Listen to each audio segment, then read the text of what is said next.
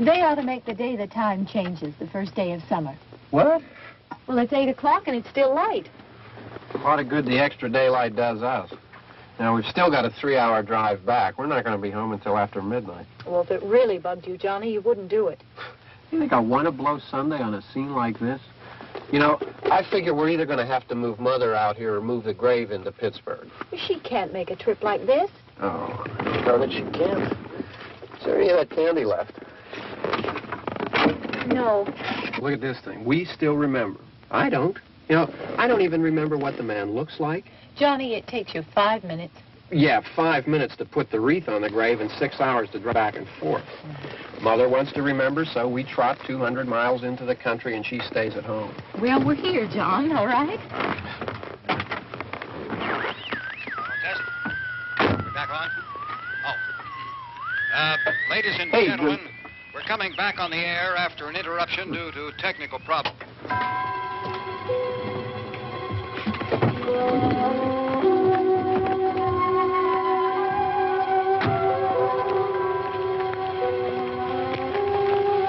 There's nothing wrong with the radio. Must have been the station. Which row is it in?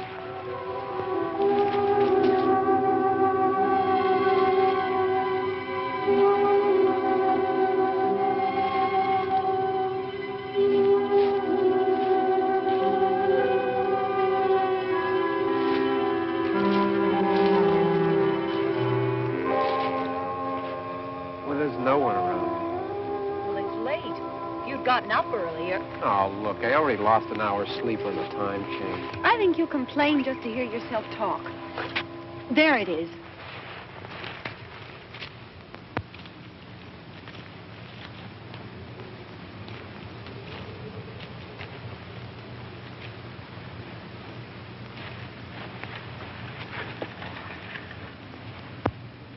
I wonder what happened to the one from last year. Each year we spend good money on these things. We come out here and the one from last year's gone. Well, the flowers die and the caretaker or somebody takes them away. Yeah, a little spit and polish. You can clean this up. Sell it next year. Wonder how many times we bought the same one.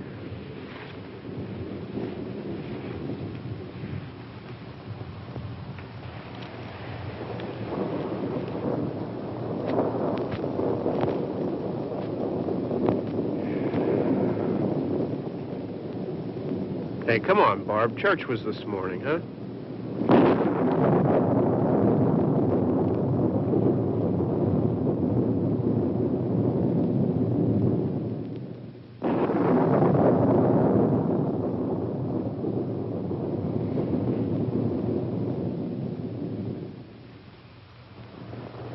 I mean praying's for church, huh? Come on. I haven't seen you in church lately. Well, there's not much sense in my going to church. Do you remember one time when we were small, we were out here? It was from right over there. I jumped out at you from behind the tree, and Grandpa got all excited, and he shook his fist at me, and he said, "Boys, you'll be damned to hell." Remember that? Right over there. Well, you used to really be scared here. Johnny. You're still afraid. Stop it now. I mean it. They're coming to get you, Barbara. Stop it. You're ignorant. They're coming for you, Barbara. Stop it. You're acting like a child. They're coming for you. Look, there comes one of them now. He'll hear you. Here he comes now. I'm getting out of here. Johnny.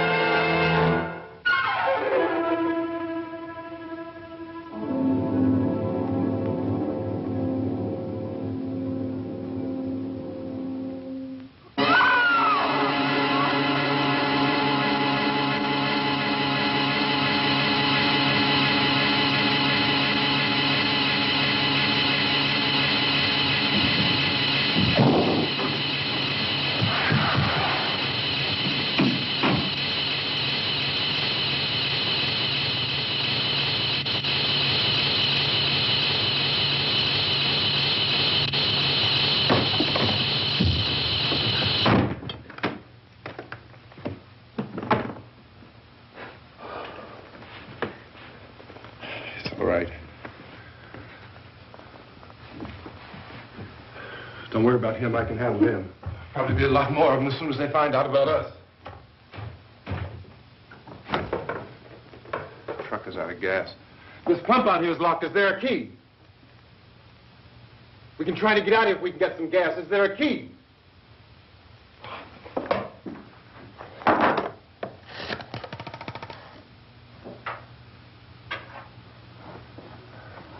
I suppose you've tried this.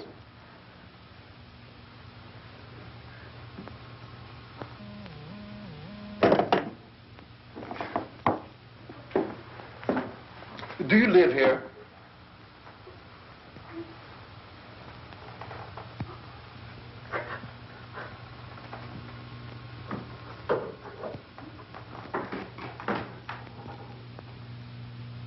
Jesus.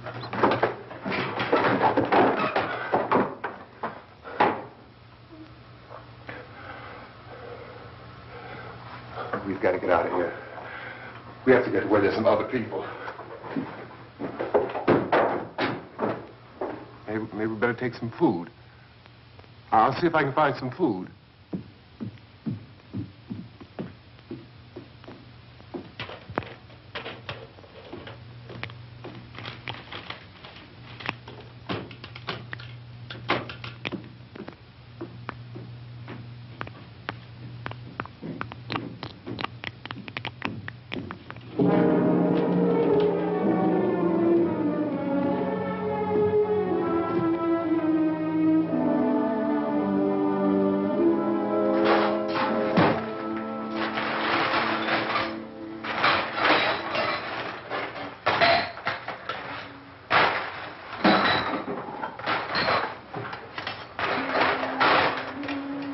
What's happening?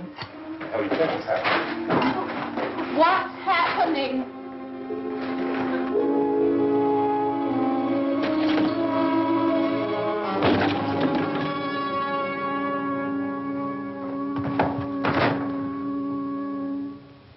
Two of them.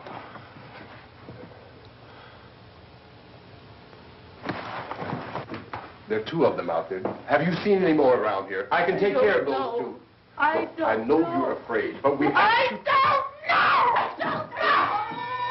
What's happening?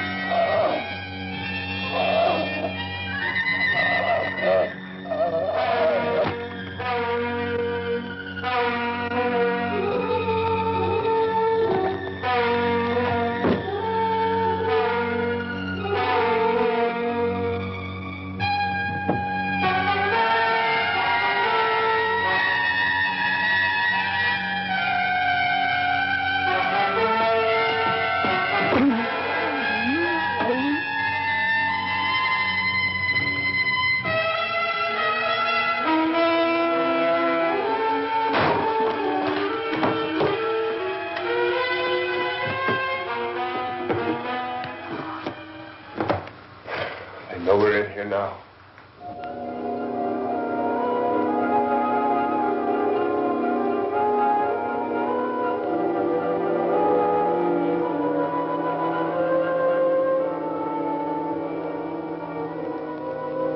Don't look at it.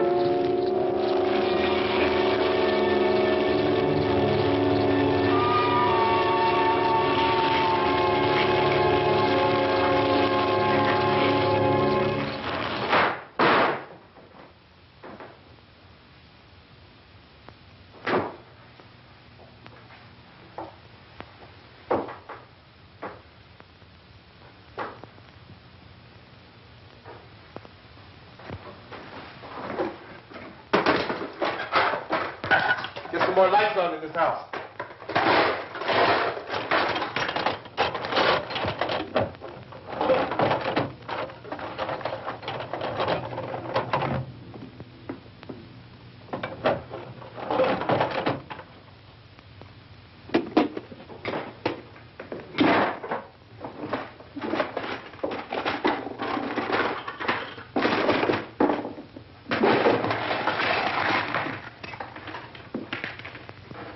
Why don't you see if you can find some wood, some board, something about the fireplace, something we can nail this place up.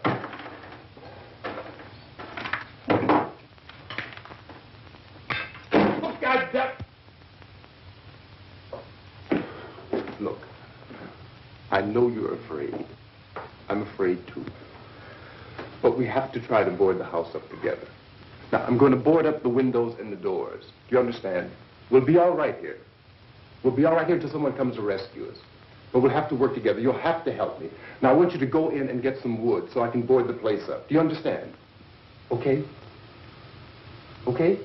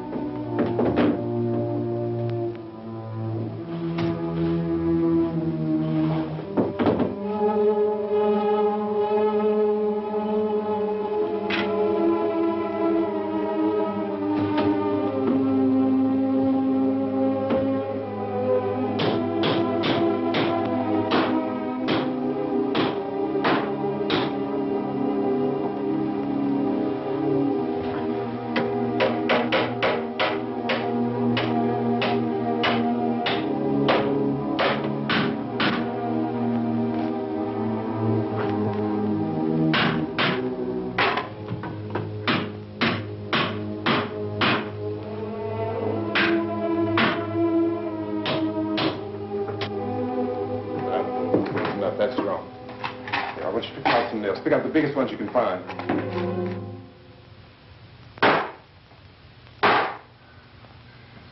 There, this room looks pretty secure.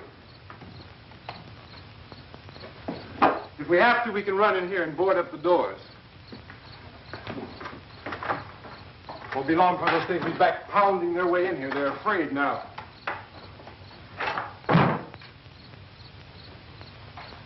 They're afraid of fire. I found that out.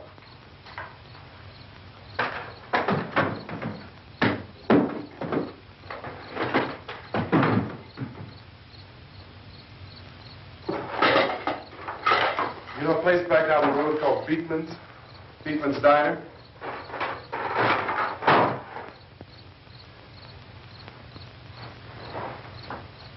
Anyhow, that's where I found that truck I have out there. There's a radio in the truck. I had jumped in to listen to it when a big gasoline truck came screaming right across the road.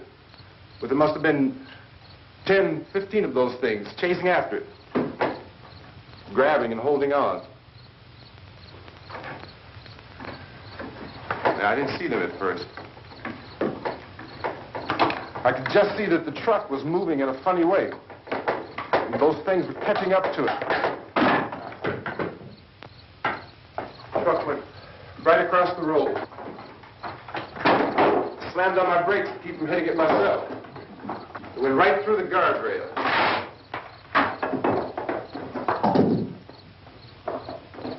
I guess the driver must have cut off the road into that gas station by Beekman's Diner. It went right through the billboard, ripped over a gas pump, and never stopped moving. By now, it was like a moving bonfire.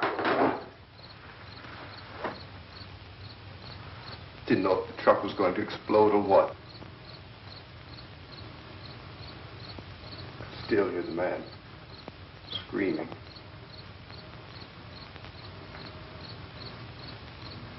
This thing is just backing away from it.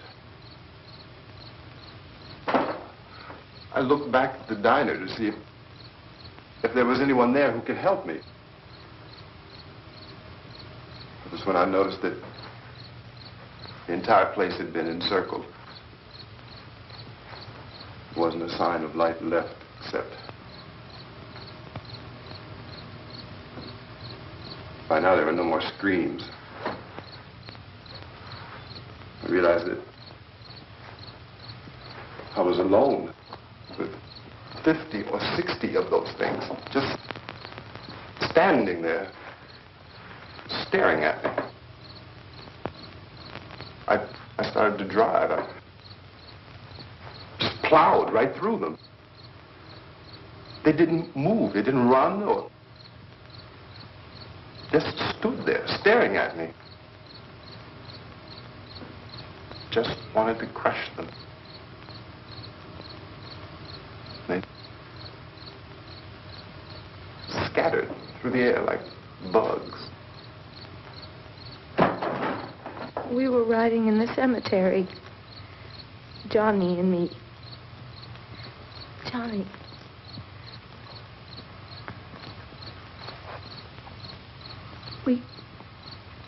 We came to put a wreath on my father's grave. Johnny, and he said, "Can I have some candy, Barbara?" We didn't have any. And, oh, it's hot in here. Hot.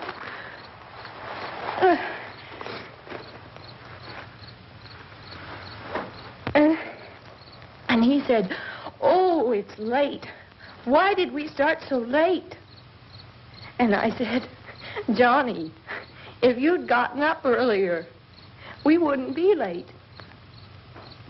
Johnny asked me if I were afraid.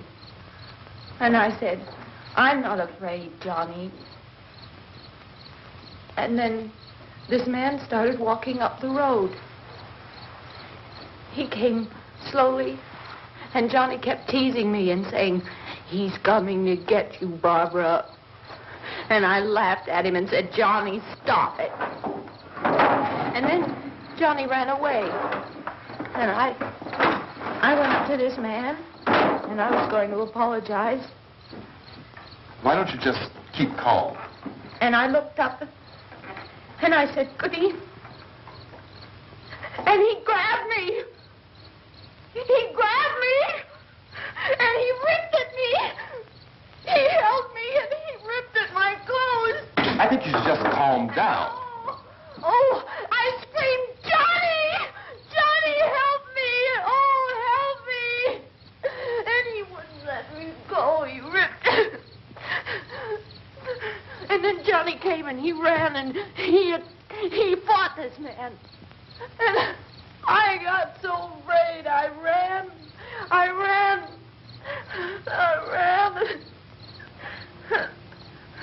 And Johnny didn't come. We have to wait for Johnny.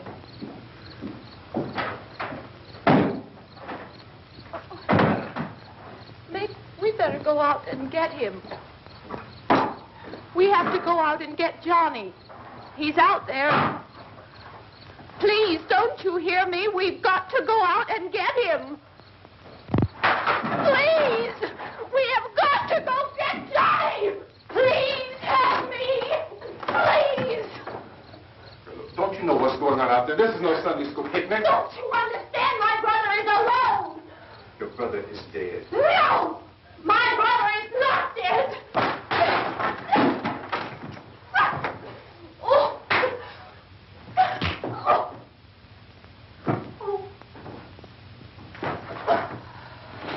Oh.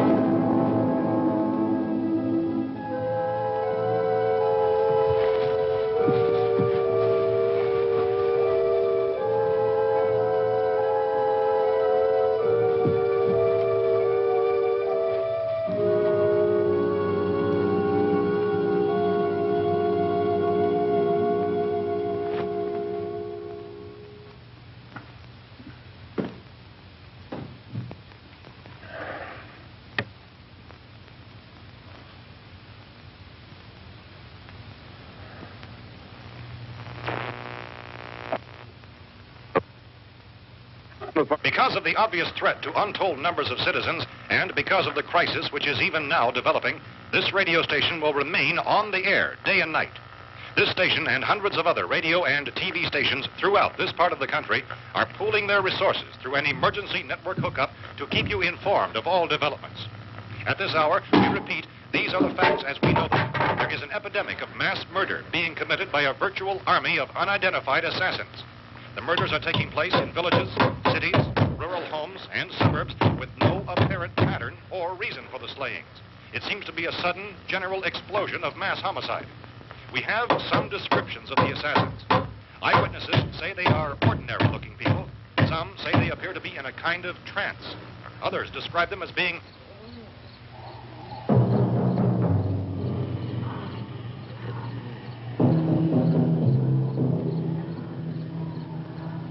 at this point, there is no really authentic way for us to say who or what to look for and guard yourself against. Misshapen monsters. Reaction of law enforcement officials is one of complete bewilderment at this hour. So far, we have been unable to determine that any kind of organized investigation is yet underway. Police, sheriff deputies, and emergency ambulances are literally deluged with calls for help. The scene can best be described as mayhem. Mayors of Pittsburgh, Philadelphia, and Miami, along with the governors of several eastern and midwestern states, have indicated the National Guard may be mobilized at any moment, but that has not happened as yet. The only advice our reporters have been able to get from official sources is for private citizens to stay in their homes behind locked doors. Do not venture outside for any reason until the nature of this crisis has been determined and until we can advise what course of action to take. Keep listening to radio and TV for any special instructions as this crisis develops further. Thousands of office and factory workers are being urged to stay at their places of employment, not to make any attempt to get to their homes. However, in spite of this urging and warning, streets and highways are packed with frantic people trying to reach their families or apparently to flee just anywhere. We repeat, the safest course of action at this time is simply to stay where you are.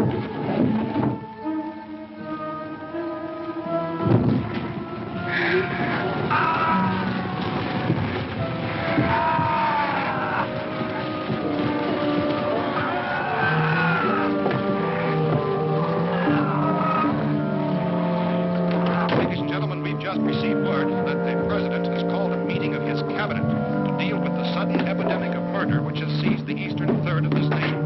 The meeting is scheduled to convene within the hour. Members of the presidential cabinet will be joined by officials of the FBI and joint teams behind closed doors. The White House spokesman, in announcing this conference, says there will be an official announcement as soon as possible following that meeting. This is the latest dispatch just received in our newsroom. Latest word also from National Press Services in Washington, D.C. now tells us that the emergency presidential conference, which we've just mentioned, will include high-ranking scientists from the National Aeronautics and Space Administration. That's the extent of this latest meeting. Members of this cabinet, the FBI, joint chiefs of staff, and scientists from NASA within the hour. All radio and TV stations throughout this part of the country, including the one to which you're listening, have joined their facilities in an emergency network to bring you this news as it develops. We urge you to stay tuned to radio and TV and to stay indoors at all costs. Late reports reaching this newsroom tell of frightened people seeking refuge in churches, schools, and government buildings, demanding shelter and protection from the wholesale murder which apparently is engulfing much of the nation. Law enforcement officials are at a loss to explain or even at this hour, even to theorize about the reasons for this wave of murder. So far, the advice they're able to give the public is summary. Chief T.K. Dunmore of Camden, North Carolina, was quoted as saying, quote, "Tell the people, for God's sake, to get off the streets. Tell them to go home and lock their doors and windows up tight. We don't know what kind of murder-happy characters we have here." End quote. This Chief Dunmore of Camden, North Carolina. So far, the only descriptions, the only clues anyone has of the killers come from frightened witnesses of some of the slaves. These eyewitness accounts variously describe the murderers as ordinary-looking people, misshapen monsters, people who look like they're in a trance, and things that look like people but act like animals. Some eyewitnesses tell of seeing victims who look as though they had been torn apart. This whole ghastly story began developing 2 days ago with the report of the slaying of a family of 7 in their rural home near Belfort. Since then, reports of such senseless killings began snowballing in a reign of terror which has hopscotched and erratic, disconnected throughout much of the eastern and western United States. Efforts to keep track of the murder reports with the placing of markers on a map seem to indicate a general spreading of the extreme southeastern United States into the north and west. Our newsmen have been on the telephone talking with officials in other cities and have determined that none of this kind of mass murder has yet been reported west of the Mississippi River, except in the extreme southeastern portion of Texas. Similar killings have been reported around the Houston and Galveston areas, but nothing like... I found a gun and some bullets out there. It was only late yesterday Oh, and when these. it became clear we were facing some kind of national emergency. When first reports began filtering in, newsmen and law enforcement agencies were of the opinion... This place is boarded up pretty solid now. ...in nature. However, as these... We ought to be all right here for a while. ...dramatically, it was soon apparent that We have this the was gun something and more than the bullets. usual run of lawlessness. Food and the radio. Some began to suspect an obscure kind of conspiracy. Sooner or later, someone's Things as bound to come and get us out. creatures from outer space. So again, we joined with law enforcement agencies, urging you to seek shelter in a building. Lock the doors and windows securely. Hey, that's us. We're doing all right. Take cautious of any suspicious strangers. And keep tuned to your radio and television for survival instructions and further details of this continuing story. Look, I don't know if you're hearing me, It goes on in the absence of any law. but I'm going upstairs now. It's almost as though some critical balance of If anything should try to break in here, I can hear it from up there. I'll be down to take care of it. savage killers. We repeat, this radio station... Everything is all right for now. I'll be back to reinforce the windows and doors later. But you'll be all right for now, okay? Okay. Civil defense officials in Cumberland have told newsmen that murder victims show evidence of having been partially devoured.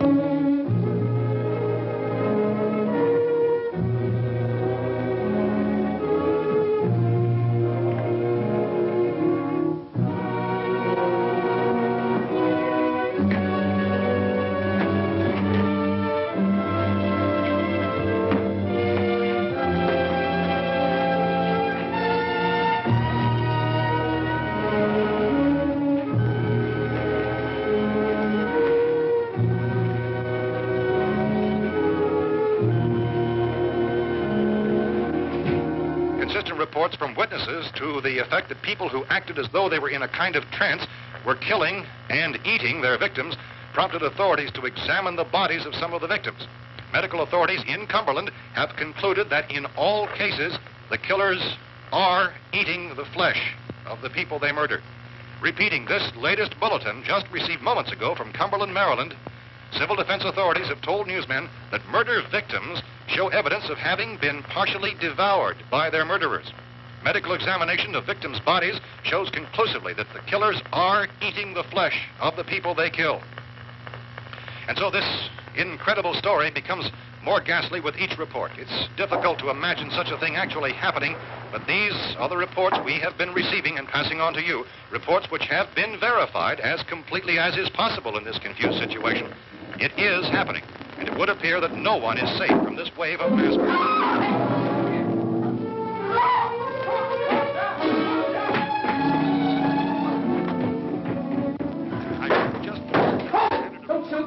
We're from town. A radio. County, Pennsylvania. The Butler County Sheriff is verified by their slayers is true. No further details available at this time. However, How long you guys been down there? I could use some help up here. That's the cellar. It's the safest place. You mean you didn't hear the racket we were making up here? How were we supposed to know what was going on? Could have been those things for all we knew. That girl was screaming.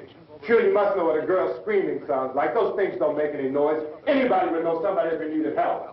Look, it's kind of hard to hear what's going on from down there. We thought we could hear screams, but for all we knew, that could have meant those things were in the house afterward. And you wouldn't come up and help? Well, if there were more... The racket sounded like the place was being ripped apart. How were we supposed to know what was going on? Now, wait a minute. You just got finished saying you couldn't hear from down there. Now you say it sounded like the place was being ripped apart. It would be nice if you get your story straight, man. All right, now you tell me. I'm not going to take that kind of a chance when we got a safe place. We luck into a safe place, and you're telling us we got to risk our lives just because somebody might need help, huh? Yeah, something like that. All right, why don't we settle this? Look, mister, we came up. Okay, we're here. Now I suggest we all go back downstairs before any of those things find out we're in here. They can't get in here. You got the whole place boarded up? Yeah, most of it. All but a few spots upstairs. They won't be hard to fix. You're insane. The cellar's the safest place. I'm telling you, they can't get in here. And I'm telling you, those things turned over our car. We were damn lucky to get away at all. Now you tell me those things can't get through this lousy pile of wood? His wife and kids downstairs. Kids hurt. Well, I still think we're better off up here. We could strengthen everything up, Mr. Cooper. With all of us working, we could fix this place up in no time. We have everything we need up here. We can take all that stuff downstairs with us. Man, you're really crazy. You know that? You got 1 million windows up here. All these windows, you're gonna make them strong enough to keep these things out, huh? I told you those things don't have any strength. I smashed 3 of them and pushed another one out the door.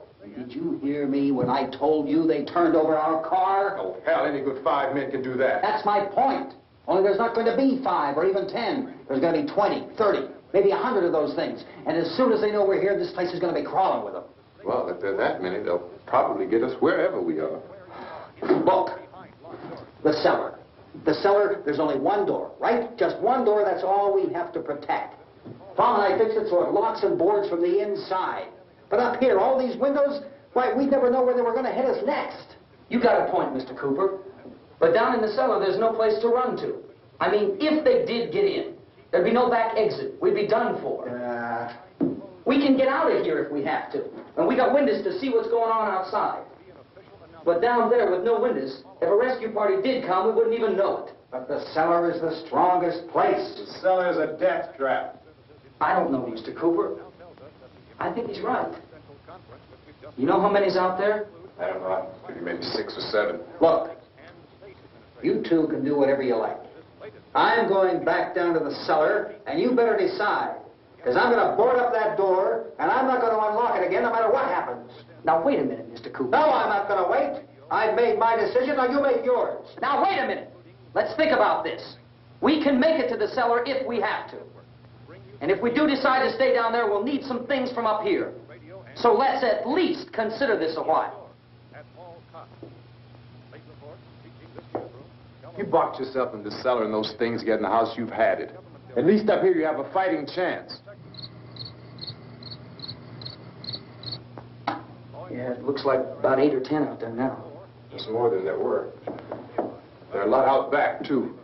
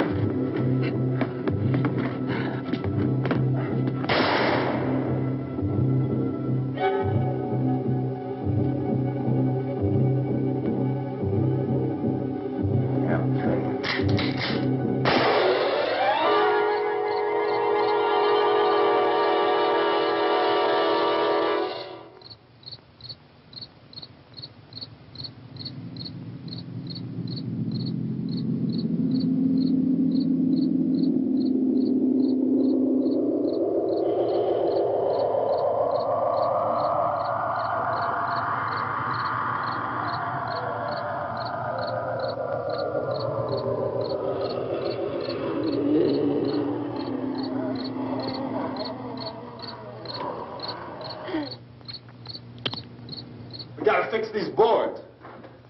You're crazy. Those things are going to be at every window and door in this place. We've got to get down into the cellar. Go down in that damn cellar. Get out of here! I'm taking the girl with me. You leave her here. Keep your hands off her. And everything else that's up here, too. Because if I stay up here, I'm fighting for everything up here. And the radio and the food is part of what I'm fighting for. Now, if you're going down the cellar, get. The man's insane. He's insane.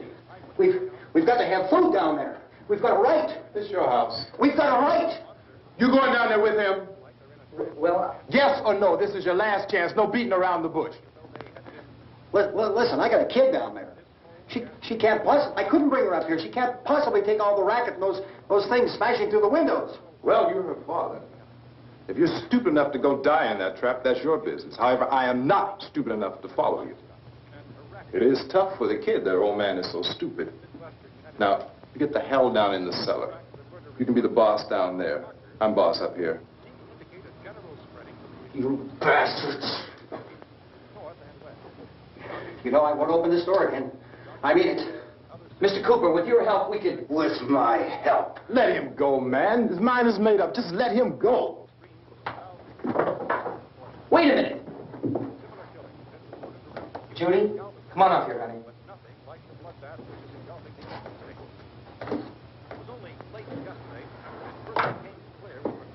You're going to let them get hurt, too, huh? It's all right, honey. Go ahead.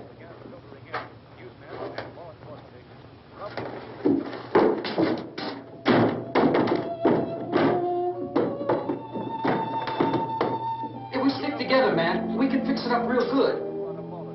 There's lots of places we can run to up here. Mr. Cooper, we'd all be a lot better off if all three of us were working together. Hey. Hey, kid.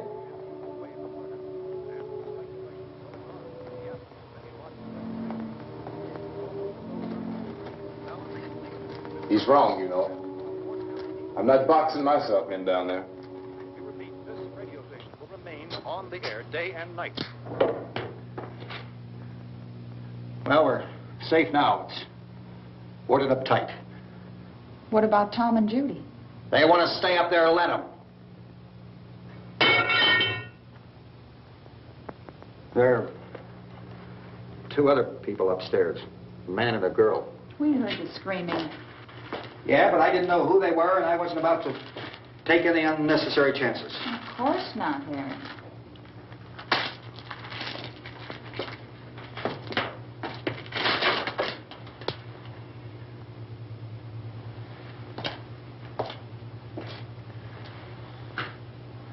Is she all right? I don't know what it is. She feels warm. Maybe it's shock. Where'd you get the bandage? Some laundry in a basket. I tore a sheet.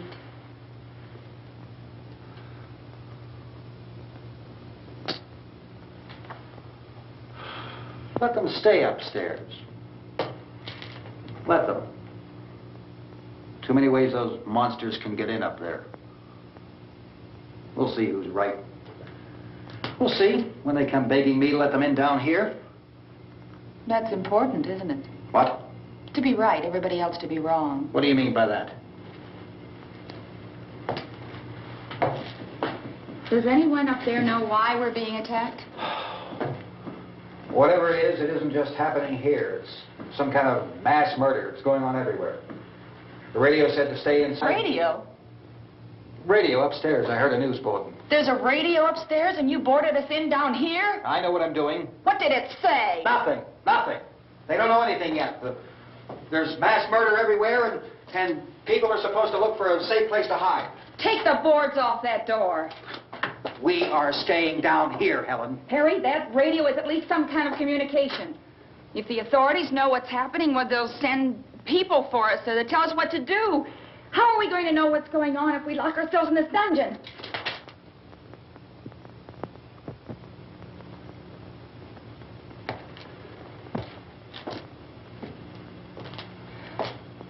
We may not enjoy living together, but dying together isn't going to solve anything. Those people aren't our enemies. Mr. Cooper! Mr. Cooper, Ben found a television set upstairs. Let's go up.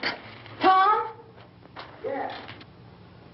If Judy would come downstairs for a few minutes, Harry and I could come upstairs. Okay, yeah, right away. Will you do it? Do I have to? Look, honey, nothing's going to get done with them down there and us up here. Do this for me. Okay. Okay, open up.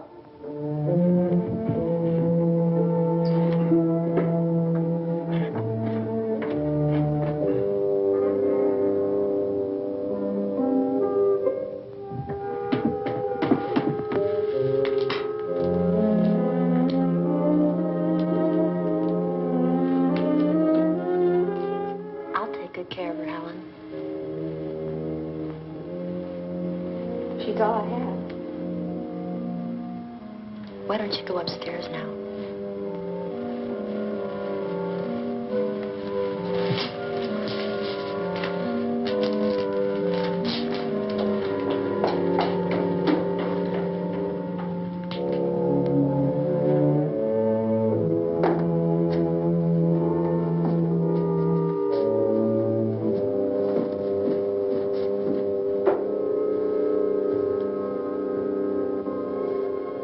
Her brother was killed. Hey, give me a hand with this thing. I gotta go help Ben with the television.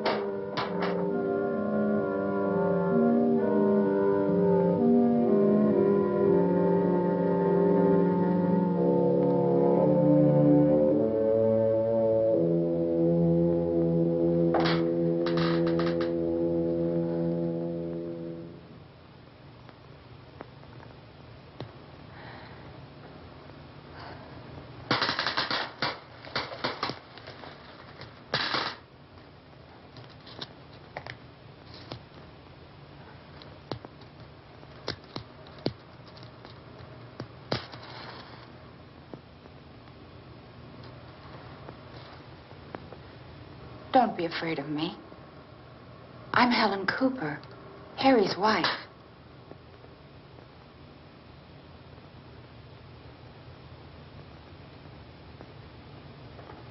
This place is ridiculous. Look at this. There's a million weak spots up here. Give me one of those.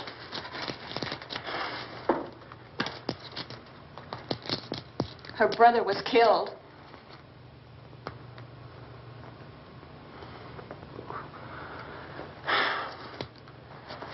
And they talk about these windows.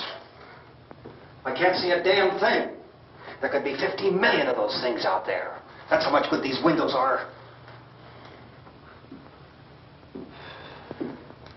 Why don't you do something to help somebody?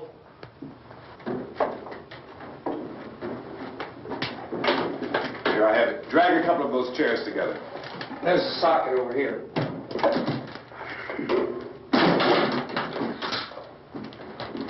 You better watch this and try to understand what's going on.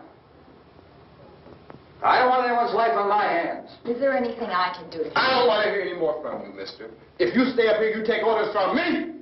And that includes leaving the girl alone. It's on, it's on. There's no sound. Play with the rabbit ears. Reports, incredible as they seem, are not the results of mass hysteria. Mass hysteria. What do they think? We're imagining all this? Shut up! In all parts of the country. The wave of murder which is sweeping the eastern third of the nation is being committed by creatures who feast upon the flesh of their victims. First eyewitness accounts of this grisly development came from people who were understandably frightened and almost incoherent. Officials and newsmen at first discounted those eyewitness descriptions as being beyond belief. However, the reports persisted. And medical examinations of some of the victims bore out the fact that they had been partially devoured. I think we have some late word just arriving, and I'll interrupt to bring this to you. This is the latest disclosure in a report from National Civil Defense Headquarters in Washington. It has been established that persons who have recently died have been returning to life and committing acts of murder. A widespread investigation of reports from funeral homes, morgues, and hospitals has concluded that the unburied dead are coming back to life and seeking human victims. It's hard for us here to believe what we're reporting to you, but it does seem to be a fact. When this emergency first began, radio and television was advising people to stay inside, behind locked doors for safety. Well, that situation has now changed, and we're able to report a definite course of action for you. Civil defense machinery has been organized to provide rescue stations with food, shelter, medical treatment, and protection by armed National Guardsmen. Stay tuned to the broadcasting stations in your local area for this list of rescue stations. This list will be repeated throughout our news coverage. Look for the name of the rescue station nearest you and make your way to that location as soon as possible. So we have that truck. If we can get some gas, we can get out of here. There's a pump out by the shed. I know, that's why I pulled in here, but it's locked. Emergency meeting called this afternoon by the President. Since convening this conference of the Presidential Cabinet, the FBI, the Joint Chiefs of Staff, the CIA has not produced any public information. Why are space experts being consulted about an earthbound emergency? So far, all the betting on the answer to that question centers on the recent Explorer satellite shot to Venus. That satellite, you'll recall, started back to Earth, but never got here. That's the space vehicle which orbited Venus and then was purposely destroyed by NASA when scientists discovered it was carrying a mysterious high-level radiation with it. Could that radiation be somehow responsible for the wholesale murders we're now suffering? Newsman Don Quinn in Washington has posed those questions. It's obvious our best move is to try to get out of here. How are you going to get over to that pump? Look! You're coming from a meeting regarding the explosion of the Venus probe, is that right? Yes, that was the subject of the meeting. You feel there is a connection between this and the phenomenon? There's a definite connection. In other words, you feel that the radiation on the Venus probe is enough to cause these mutations? There was a very high degree of radiation. Well, just a minute. I'm not sure that that's certain at all. I don't think that has been irrefutably explanation that we have at this time. In other words, it is the military's viewpoint that the radiation is not the cause of the mutation. I can't speak for the entire military at this time, gentlemen. I must disagree with these gentlemen presently until this is irrefutably proved. Everything is being done that can be done. We'll have to hurry for our next meeting. And Professor, you feel that there is a definite connection between Definite connection as far as Dr. Keller and myself. Doctor, please. I thought we decided that is not proved yet. Was the satellite, when the satellite was exploded? An unusual amount of radiation, enough to cause mutation under certain circumstances. Could have happened. Have a bearing on it. It does seem to have a bearing. Will there be a reply for the Later? Yes. There will be a reply. Yes. Later this afternoon. There will be a report this afternoon. Perhaps there will be a report. Yes. Later. Will you close the window? We are doing everything possible to solve the problem. You know, we have to try to get out of here. He said the rescue stations have doctors and medical supplies. If we could get care in there, we could get help for her. No, it's one of the world's foremost authorities on space science and technology. Willard. I saw a sign that said Willard. Any moment. It's only about 17 miles from here. You know this area. You from around here? Judy and I are both from around here. We were on our way up to the lake to go swimming. And Judy had a radio, and we heard the first reports about this. So we knew the old house was here, and we came in and found the lady upstairs dead. Then these other people came. We went down into the basement and put a bar across the door, and it is pretty strong. How could we possibly get away from here? We've got a sick child, 2 women, 1 woman out of her head, 3 men, and the place is surrounded with these things. For NASA. Dr. Grimes, your entire staff, I know, has been working very hard to find some solution to these things that are happening. Do you have any answers at this time? Yes, we have some answers. But first, let me stress the importance of seeking medical attention for anyone who's been injured in any way. We don't know yet what complications might result from such injuries. How bad has your kid been hurt? Good advice, Doctor. Now, how about the basic problem of patients? Well, Look, you go down there and tell... Now, Judy? Yeah, you tell Judy to come up here and you stay with the kid, all right? action taken with regard to the Venus probe.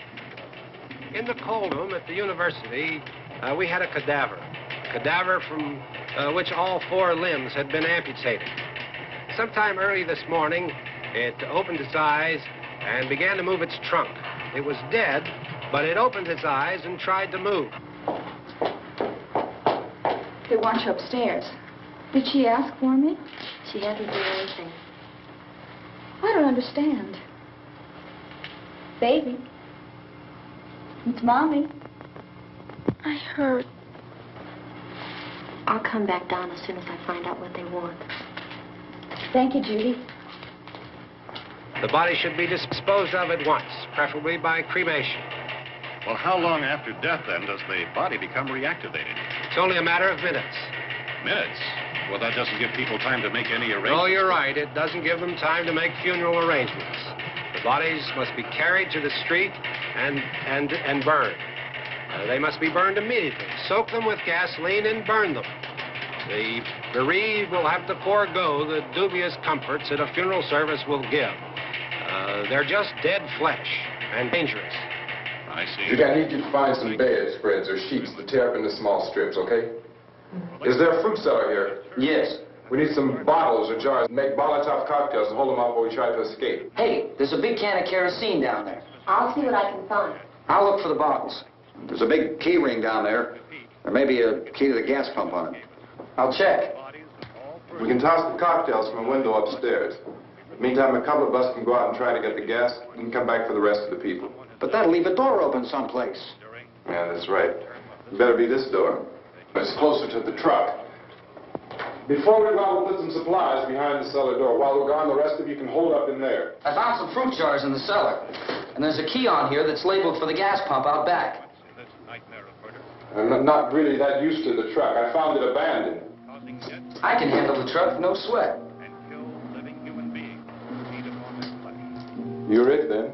You and I'll go.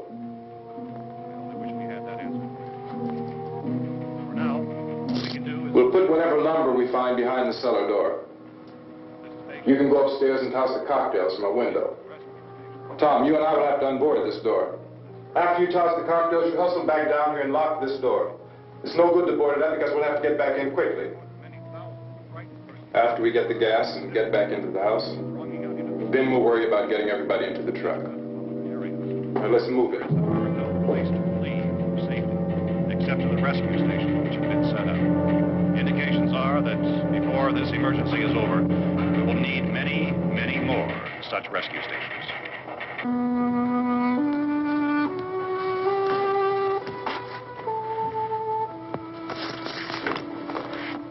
You always have a smile for me. How can you smile like that all the time? How many do you have done?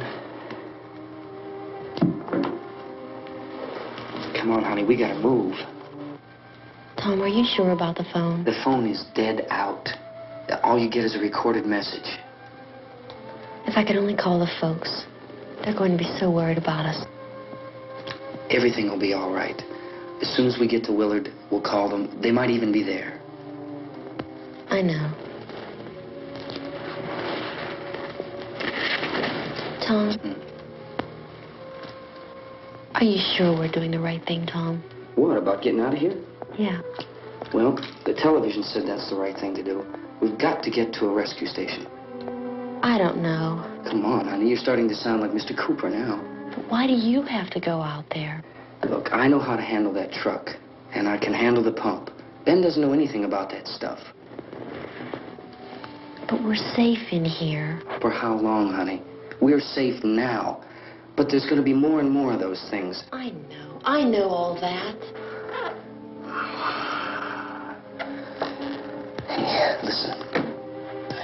Remember when we had the big flood? Remember how difficult it was for us to convince you that it was right to leave? Remember? Remember we had to go to Willard then? This isn't a passing thing, honey. It's not like just a wind passing through. We've got to do something, and fast.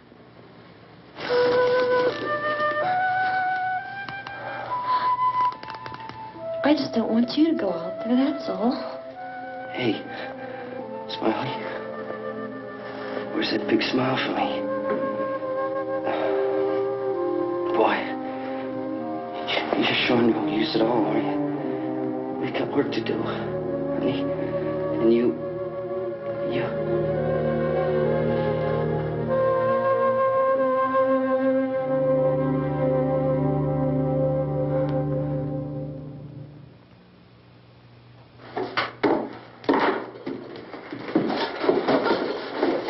We better get her downstairs. We have to go downstairs now, Barbara. She's right. You have to go downstairs now, just for a little while, until we get back. Then we can all leave. Oh, I'd like to leave. Yes.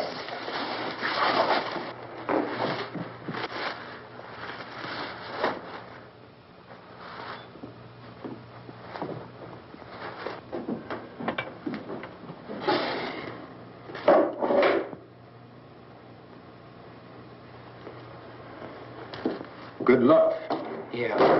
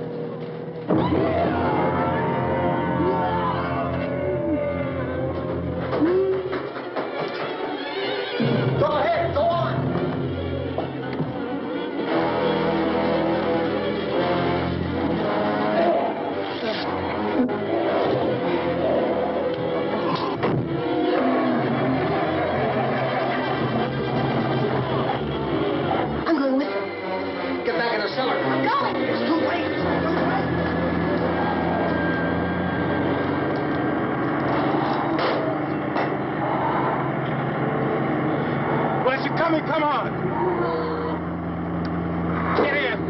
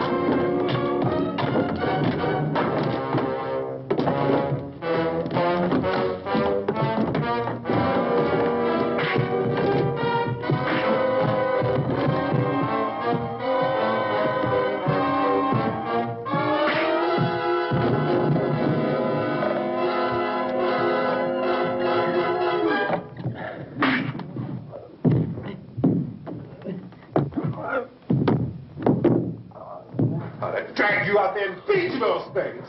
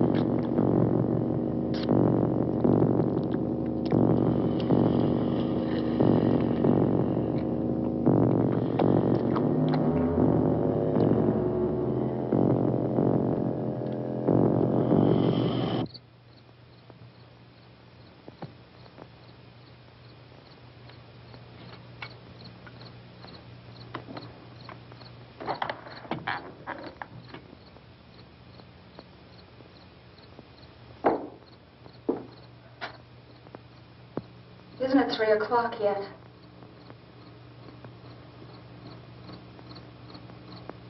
There's supposed to be another broadcast at 3 o'clock. 10 minutes. Oh, only 10 more minutes? We don't have very long to wait. We can leave. Well, we better leave soon. It's 10 minutes to 3.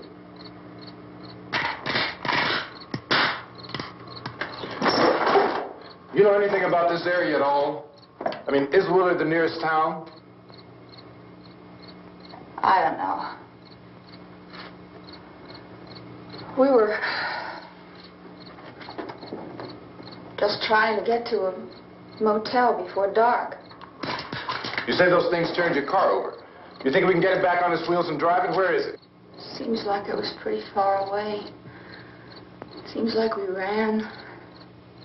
Forget it. It's at least a mile. Johnny has the keys. You gonna carry that child a mile through that army of things out there? I can carry the kid. What's wrong with her? How'd she get hurt? One of those things grabbed her. Bit her on the arm. What's wrong? Who knows what kind of disease those things carry? Is she conscious? Barely. She can't walk. She's too weak. Well, one of us could try to get to the car. You gonna turn it over by yourself? You have a car? Where? Where is it? You won't be able to start it. Yeah, I know. But where is it?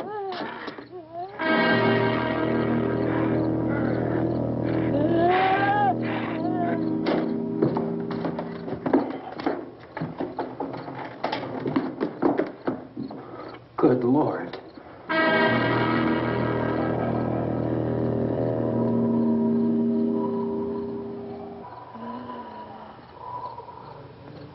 Being monitored closely by scientists at all the radiation detection stations. At this hour, they report the level of the mysterious radiation continues to increase steadily.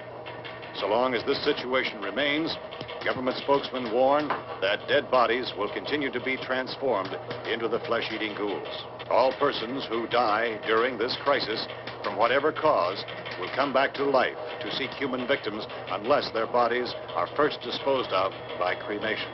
Our news cameras have just returned from covering such a search and destroy operation against the ghouls, this one conducted by Sheriff Conan McClellan in Butler County, Pennsylvania. So now let's go to that film report. All law enforcement agencies and the military have been organized to search out and destroy the marauding ghouls. The Survival Command Center at the Pentagon has disclosed that a ghoul can be killed by a shot in the head or a heavy blow to the skull. Officials are quoted as explaining that since the brain of a ghoul has been activated by the radiation, the plan is kill the brain and you kill the ghoul. What do you think from the supply wagon, Cuz? No, we're all right. Hey, Cass, put that thing all the way in the fire. We don't want it getting up again. All right, I got nothing. Chief McClellan, how's everything going? Oh, things aren't going too bad. Men are taking it pretty good. You want to get on the other side of the road over there? Chief, do you think we'll be able to defeat these things? Well, we killed 19 of them today right in this area. Those last 3 we caught trying to claw their way into an abandoned shed. They must have thought somebody was in there. There wasn't, though. We heard them making all kind of noise. We came over and beat them off, blasted them down. Things as good as your fish. Can I see you here? Yeah, okay. Chief, if I were surrounded by 6 or 8 of these things, would I stand a chance with them? Well, there's no problem. If you had a gun, shoot them in the head. That's a sure way to kill them. If you don't, get yourself a club or a torch. Beat them or burn them. They go up pretty easy. Well, Chief McClellan, how long do you think it will take you until you get the situation under control? Well, that's pretty hard to say. We don't know how many of them there are. We know when we find them, we can kill them. Are they slow-moving, Chief? Yeah, they're dead. They're all messed up. Well, in time, would you say you ought to be able to wrap this up in 24 hours? Well, we don't really know. We know we'll be into it most of the night, probably into the early morning. We're working our way toward Willard, and we'll team up with the National Guard over there, and then we'll be able to give a more definite view. Thank you very much, Chief McClellan. This is Bill Cardill, WIC TV 11 News. Thank you, Bill, for that report. Official spokesman declined to speculate just how long it may take to kill off all the flesh eaters, so long as the heavy rain...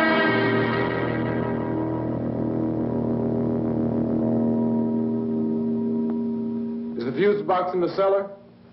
I don't know. It isn't the fuse. The power lines are down. Helen, I have to get that gun. Haven't you had enough? Well, 2 people are dead already on account of that guy. Take a look out that window, Clinkett.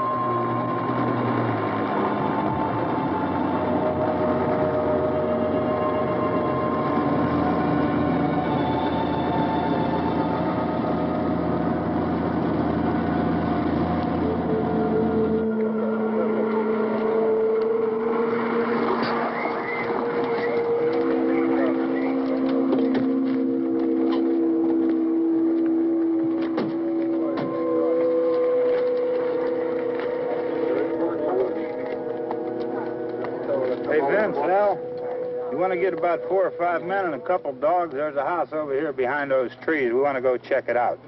Thank you. Go here, Bill. Yeah, Chief, we're going to stay with it till we meet up with the National Guard. Where'd you get the coffee? One of the volunteers, you're doing all the work, you take it. Thank you. We should be wrapped up here about 3 or 4 more hours. We'll probably get into Willard then. I guess you can go over there and meet the National Guard. Nick, you and the rest of these men want to come with me? Well, Bill, let's check in the office, see what's happening. All right, Steve, tell them we're going to stay with it, and everything appears to be under control. We're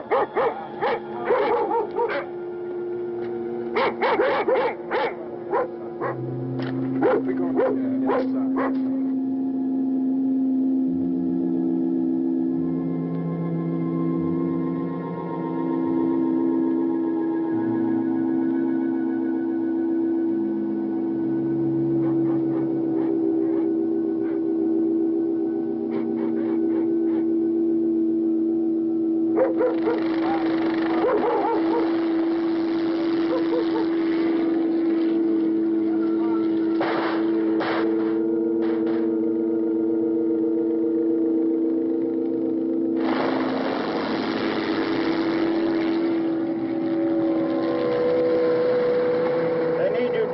By the barn. Okay.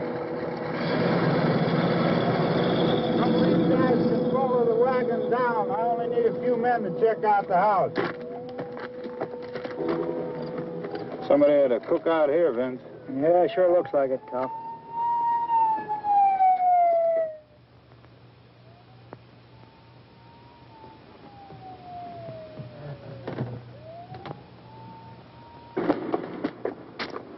Come over. A group of police and the other cops.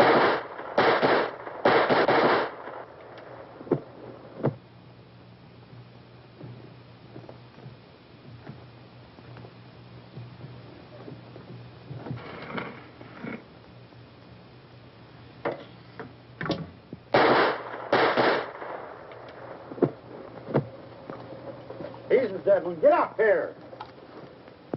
Nick, Tony, Steve, you want to get out in that field and build me a bonfire?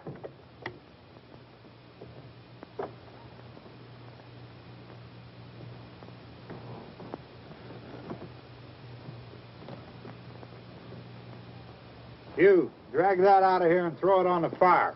Nothing down here. All right, go ahead down and give him a hand. Let's go check out the house. There's something there. I heard a noise.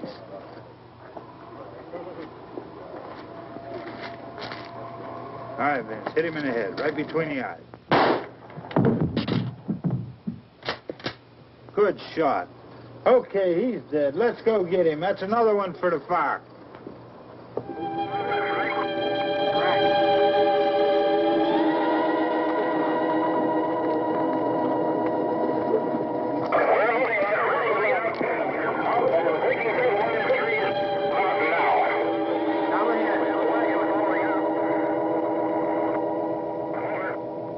Send the wagon through directly out over.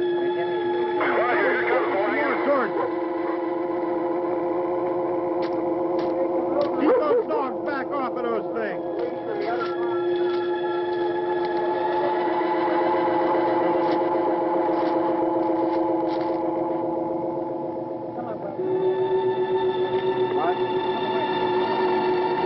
Move more quickly.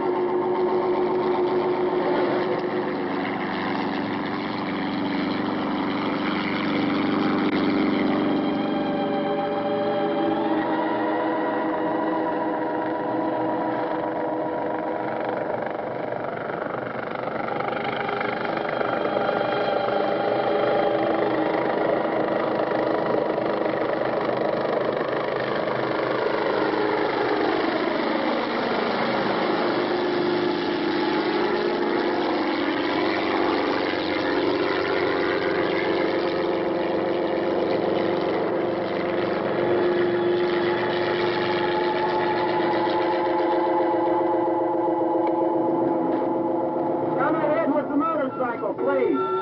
Let's go back there. That's the way.